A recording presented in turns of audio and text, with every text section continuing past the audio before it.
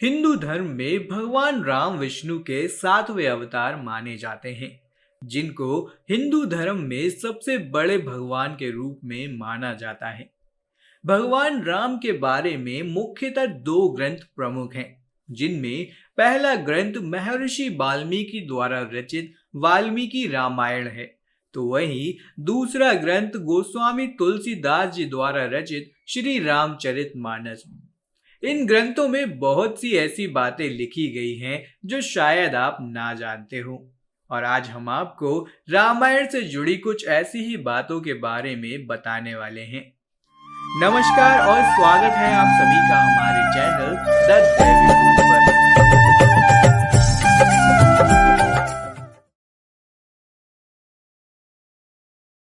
दोस्तों, शायद कम ही लोग जानते होंगे कि श्री रामचंद्र जी की एक बहन थी।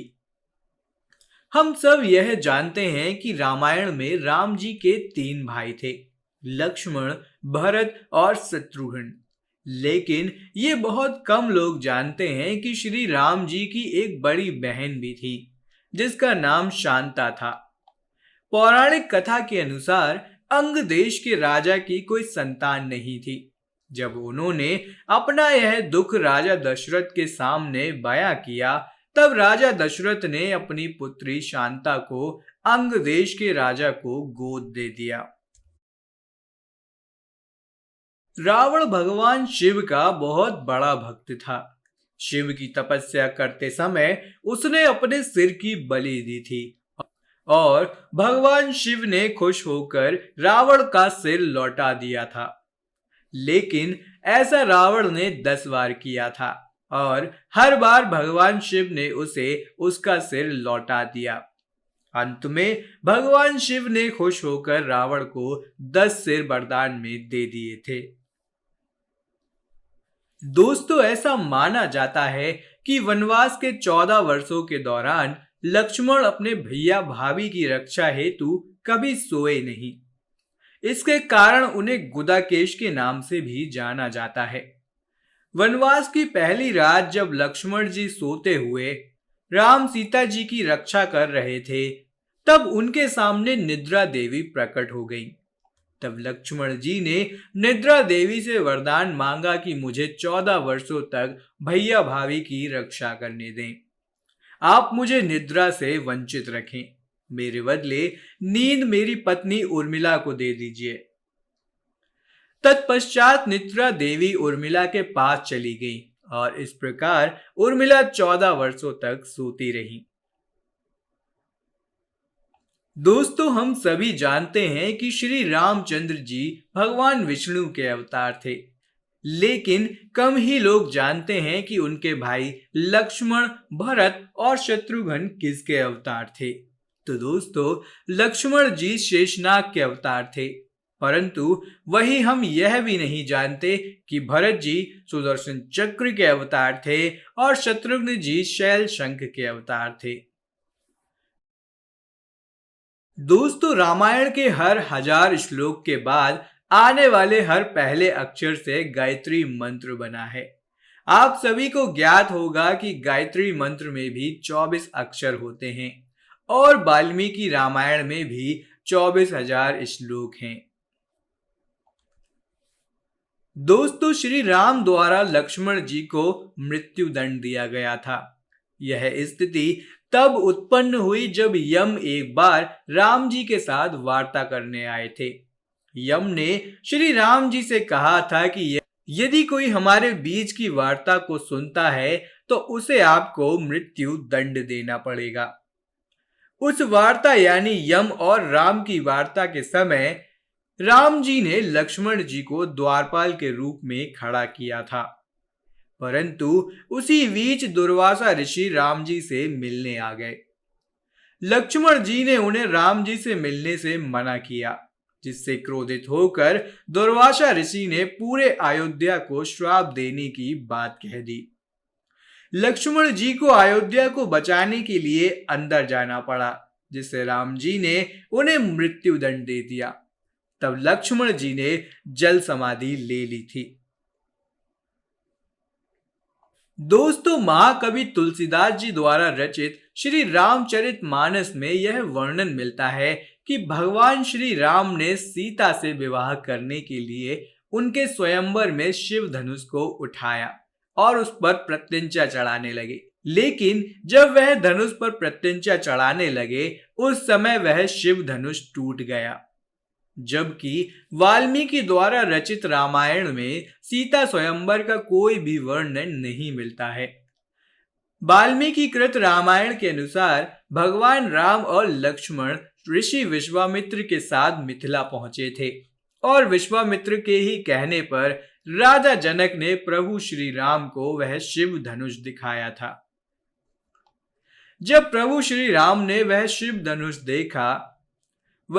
धनुष देखा तो खेल ही खेल में प्रभु श्री राम ने उस शिव धनुष को उठा लिया और धनुष पर प्रत्यंचा चढ़ाते समय वह टूट गया, क्योंकि राजा जनक ने यह प्रण किया था कि जो भी इस शिव धनुष को उठा लेगा उसी से वह अपनी पुत्री सीता का विवाह कर देंगे।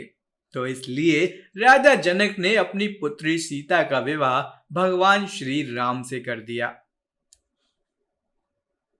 दोस्तों, यह हम सभी जानते हैं कि लक्ष्मण द्वारा शूर्पणखा के नाक कान काटे जाने से क्रोधित होकर लंकापति रावण ने माता सीता का हरण किया था।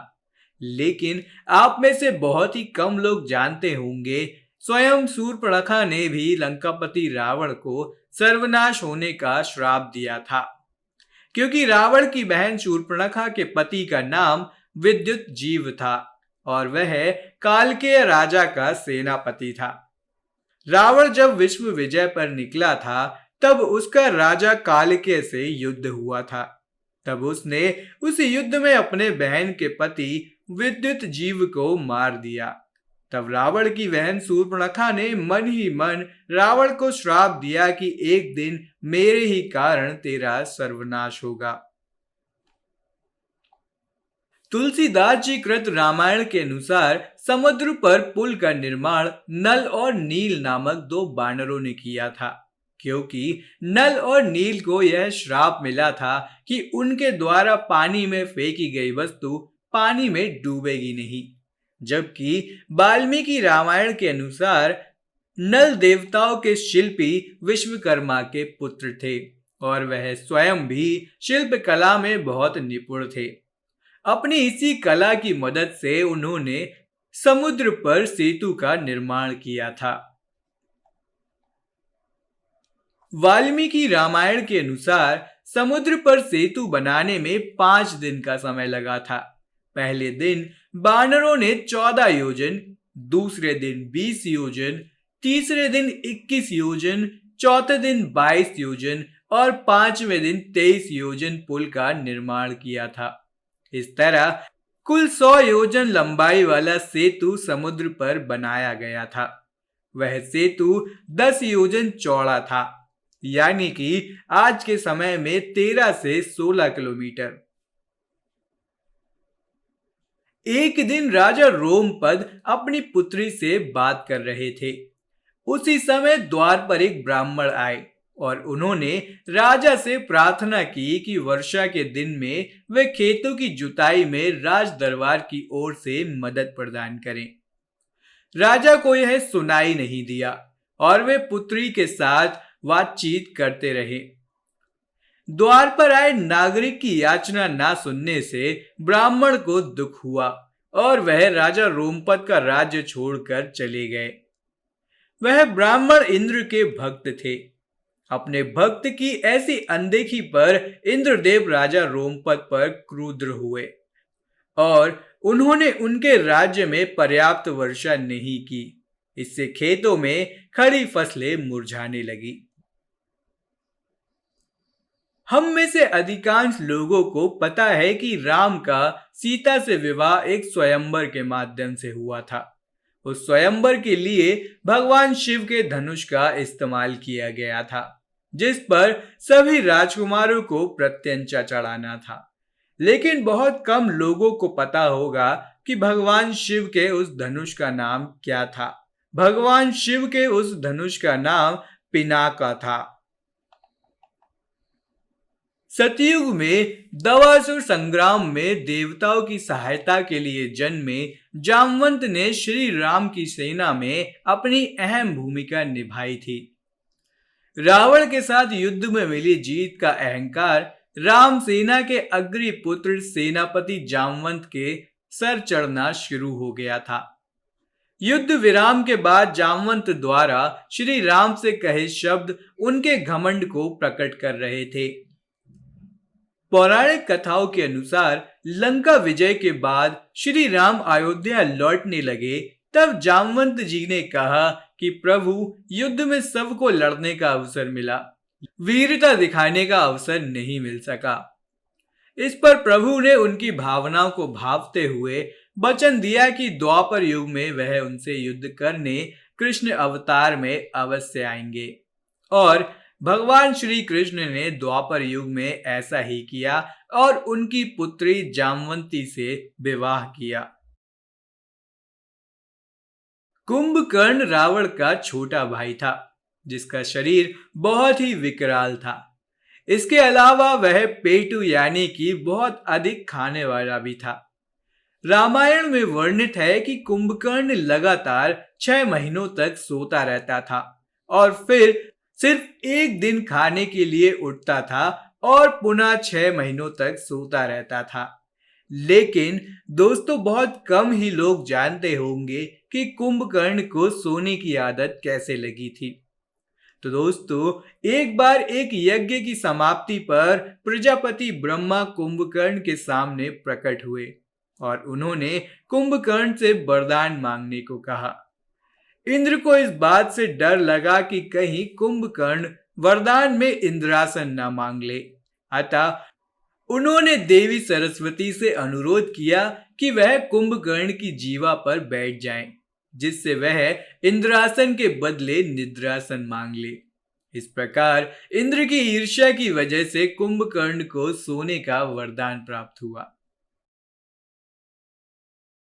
दोस्तों, आप लोग यह तो जानते ही होंगे कि भगवान राम ने बाली का वध किया था, लेकिन शायद आप लोग यह नहीं जानते होंगे कि श्री राम जी का वध भी बाली ने ही किया था। दोस्तों, जो बाली का अगला जन्म था, उसने भगवान श्री कृष्ण जी को अपने तीर से मारा था, क्योंकि राम अवतार में राम जी ने बाली को धोखे से मारा था। इसलिए जरा ने श्री कृष्ण को, इस पर बाली की पत्नी देवी तारा ने भगवान श्री राम को यह श्राप दिया था कि उनकी भी मृत्यु इसी तरह होगी। अतः अगले जन्म में जब भगवान श्री राम श्री कृष्ण के रूप में आए, तब उन्हें एक जरा ने भी छुपकर तीर से ही मारा था।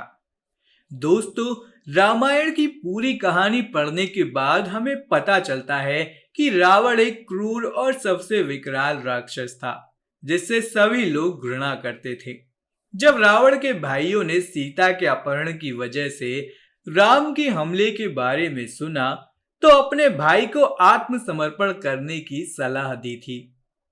यह सुनकर रावण ने आत्मसमर्पण करने से इनकार कर दिया और राम के हाथों मरकर मोक्ष पाने की इच्छा प्रकट की। उन्होंने कहा कि अगर राम और लक्ष्मण दो सामान्य इंसान हैं, तो सीता मेरे पास ही रहेगी, क्योंकि मैं आसानी से उन दोनों को परास्त कर दूंगा, और यदि वे देवता हैं तो मैं उन दोनों के हाथों मरकर मोक्ष प्राप्त कर लूंगा। तो दोस्तों, आशा करते हैं कि आपको यह सभी जानकारी पसंद आई होगी और आपने शायद इन सभी रोचक तथ्यों के बारे में पहले ना सुना हो। दोस्तों, अगर आपकी कोई राय है तो हमें कमेंट सेक्शन में कमेंट करके जरूर बताएं। वीडियो आपको पसंद आया हो तो वीडियो को लाइक और शेयर जरूर करें, साथ ही चैनल को सब्सक्राइब करें, जिससे कि आगे भी आपको हमारी आने वाली वीडियोस मिलती रहें। वीडियो में आप सभी अंत तक जुड़े रहे, उसके लिए आप सभी का धन्यवाद।